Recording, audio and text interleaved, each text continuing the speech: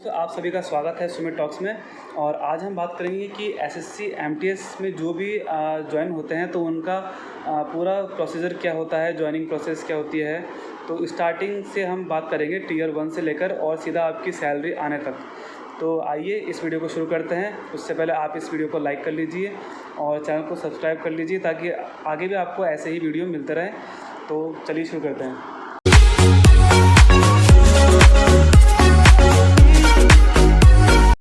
तो दोस्तों सबसे पहले टीयर 1 का पेपर होता है एसएससी एमटीएस के अंदर।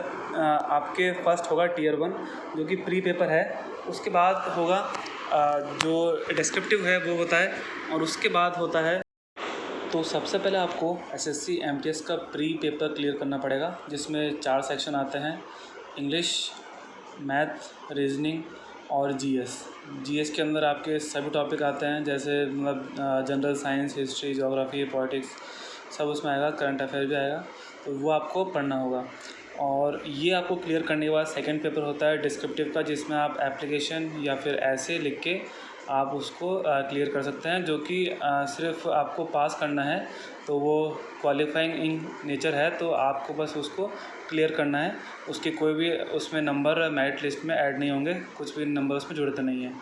उसके बाद आता है डीवी। तो जो भी जो प्री है और जो सेकंड जो डिस्क्रिप्टिव पेपर है क्लियर कर चुके होंगे वो आएंगे डीवी के लिए। और डीवी के अंदर आपको जो आपकी 10th की मार्कशीट है और आपका आधार कार्ड, और उसके अलावा आपका आधार कार्ड, पैन कार्ड मान लीजिए, और जो आपका ओबीसी सर्टिफिकेट या आपका SC ST का सर्टिफिकेट, कास्ट सर्टिफिकेट, वो आपका लगेगा उसके अंदर। और बस यही चीज़ें उसमें लगती है। और वहाँ से आपका डीवी होगा। और ध्यान रखिएगा कि जो आपका कास्ट सर्टिफिकेट है खासकर ओबीसी का, तो वो आपका सेंटर का होना चाहिए, क्योंकि स्टेट और सेंटर में लोग कंफ्यूज होते हैं। तो सेंटर का ही होना चाहिए वो। और अगर आपका वो सेंटर का नहीं हुआ तो फिर वो आपको प्रोविजनल में रख देंगे और उसके बाद में थोड़ा उसमें डिफ़िकल्टी रहती है बाद में ज्वाइनिंग प्रोसेस में। तो इसलिए हो सके तो सेंटर का बनाइए। और जो आपका नोटिफिकेशन आता है अगर उससे 6 महीने पहले का है तो और भी अच्छी बात है, तो आपका डेफिनेटली क्लियर होगा। और अगर आपका उससे बाद या पहले का है तो भी थोड़ी दिक्कत आ सकती है। तो ये भी चीज़ आप ध्यान रख सकते हैं। उसके अलावा फिर जब डीवी होगा उसके बाद में फिर आएगी मेरिट लिस्ट। और मेरिट लिस्ट के अंदर अगर आपका नाम है तो आपको फिर थोड़ा टाइम और वेट करना होगा। फिर आपका आएगा जो आपका स्टेट है, तो वो स्टेट आपको देंगे। मेरिट लिस्ट में ही आपका स्टेट लिखा आएगा जो आपका रिज़ल्ट आएगा उसमें। और उसके बाद में आएगा आपका डिपार्टमेंट। तो डिपार्टमेंट एलोकेशन होगा और फिर आपको उसमें डिपार्टमेंट अपना दिखाई देगा कि आपका कौन सा डिपार्टमेंट में हुआ है।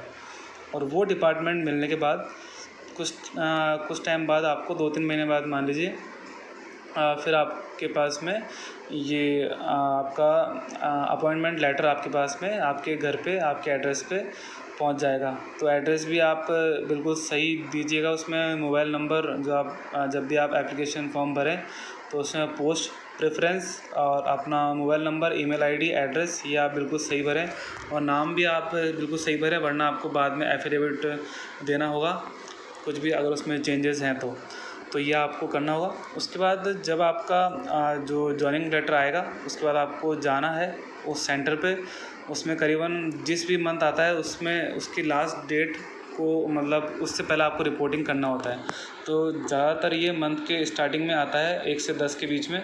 और फिर आपको 30 तारीख तक का आपके पास टाइम होता है। तो तब तक आपको जाके और उस ऑफिस में आपको रिपोर्टिंग करना होता है।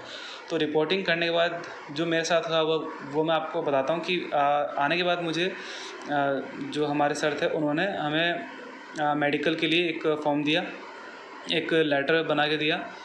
हाँ, जो घर पे आपका आएगा लेटर उसमें आपके मतलब मेरे आए थे 2 कैरेक्टर सर्टिफिकेट आए थे जो मुझे कोई भी गजेटेड ऑफिसर से वो अटेस्टेड कराने थे। अगर वो नॉर्मल गजेटेड ऑफिसर हो तो 2 चाहिए, और अगर आपका वो लेवल 1 का हो गजेटेड ऑफिसर तो आपको उसमें 1 भी चलेगा।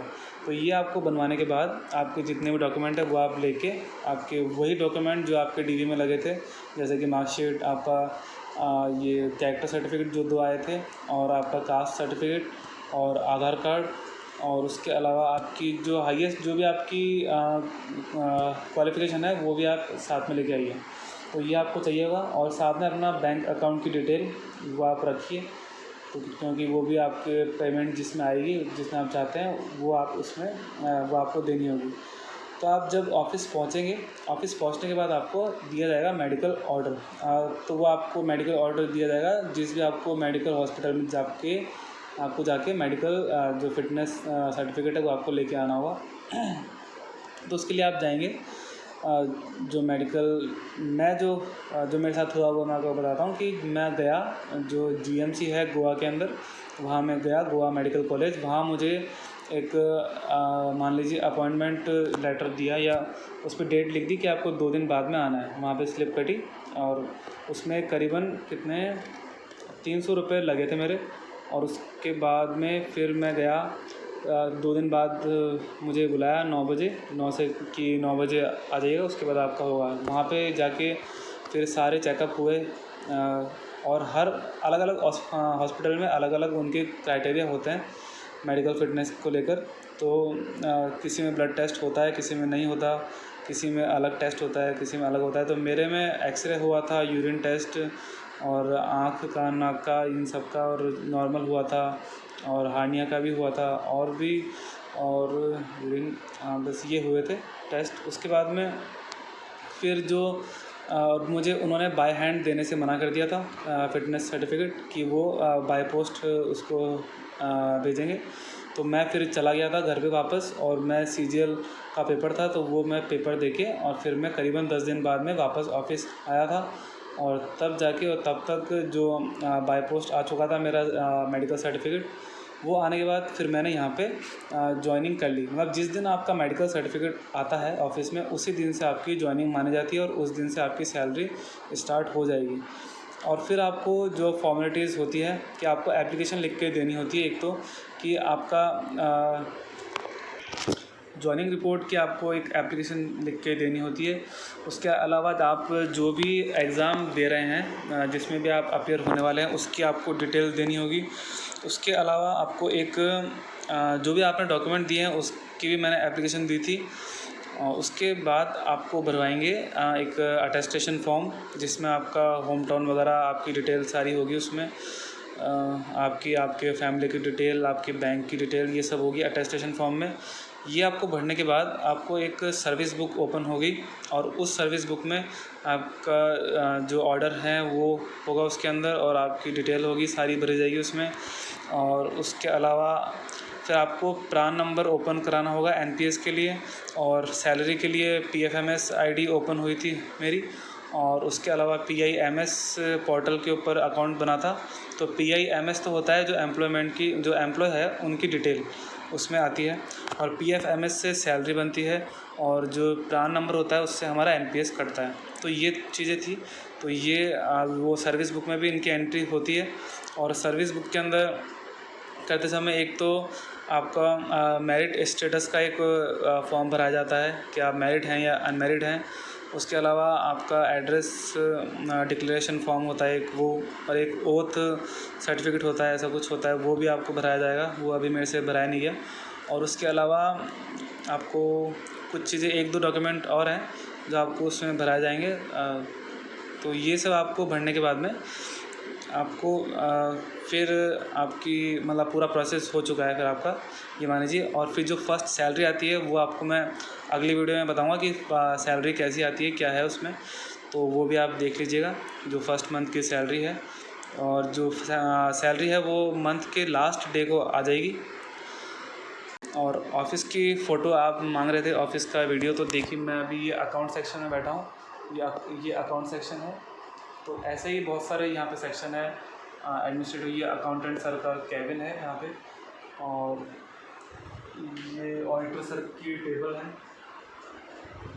तो ऐसे ये अकाउंट सेक्शन है। ऐसे ही यहाँ पे और भी है। ये है डिवीज़न ऑफिस, और एक सर्कल ऑफिस है ऊपर।